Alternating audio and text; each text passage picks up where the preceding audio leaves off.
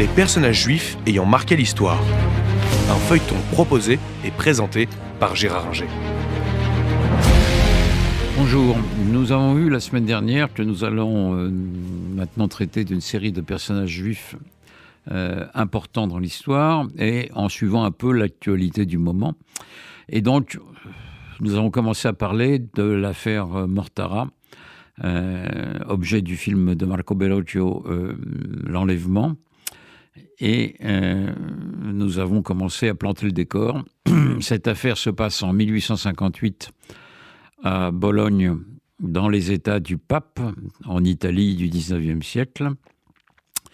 Et les Juifs sont brimés, sont des sujets du Pape, théoriquement protégés par lui, mais en fait complètement sous la domination chrétienne et victimes de très nombreuses discriminations. La famille Mortara, qui vit à Bologne, est une famille relativement aisée, qui pratique tranquillement son judaïsme sans ennuyer personne, qui ont une servante chrétienne.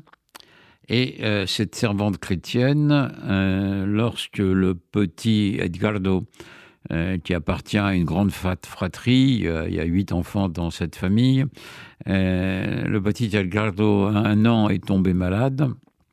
Il est né en 1851. En 1852, il tombe malade.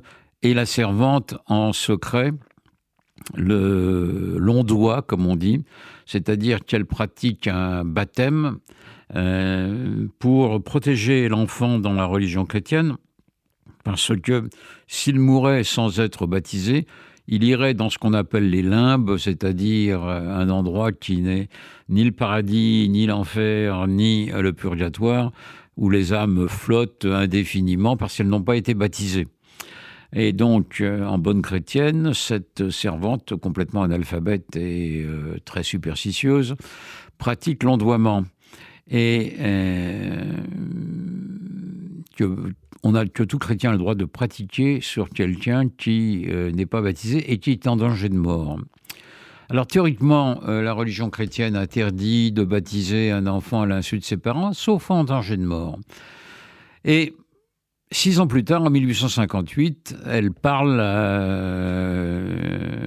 un prêtre, elle parle à l'inquisiteur de Bologne, parce que l'Inquisition existe encore, et l'inquisiteur de Bologne, qui n'est autre que le neveu du pape, veut faire du zèle. Et donc, puisque l'enfant a été baptisé, du moins ondoyé, il doit être retiré de sa famille parce qu'il est chrétien et un enfant chrétien ne peut pas redevenir juif parce qu'il serait à ce moment-là apostat. Ça serait renoncer à son christianisme et ça c'est interdit par l'Église. Donc le seul moyen, c'est de l'enlever à sa famille. Ce qui est fait en 1858. Le film le montre bien, on vient chercher l'enfant chez lui, il a 8 ans, il a 7 ans, et c'est un véritable arrachement que les gendarmes pontificaux mènent et procèdent à l'égard de la famille. Tout le monde est en larmes, tout le monde crie et pleure, implore les policiers de le laisser. Ils acceptent de le laisser un petit moment pour vérifier auprès de l'autorité ecclésiastique qu'ils doivent vraiment s'emparer de l'enfant. L'autorité ecclésiastique dit oui, et donc l'enfant est amené et très vite transporté à Rome, où il va être placé dans l'école des catéchumènes, où l'Église place les enfants juifs, protestants, musulmans, que sais-je, pour en faire de bons chrétiens. Donc voilà l'enfant arraché à sa famille et qui va devenir un bon chrétien. Sauf que les cris, les protestations de la famille qui intervient auprès du pape commencent à être connus. Quand la famille intervient, le pape et ses proches, dont le cardinal Antonelli, le secrétaire d'État, déclare que l'enfant pourra choisir quand il aura 17-18 ans.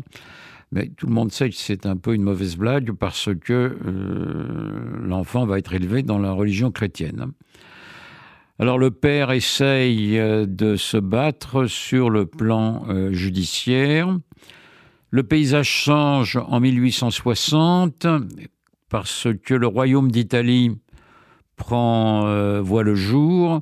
Le Piémont-Sardaigne, avec l'aide de Napoléon III, a conquis la Lombardie et la Romagne s'est soulevée contre l'autorité du pape, qui était un pape réactionnaire, le pape Pie IX.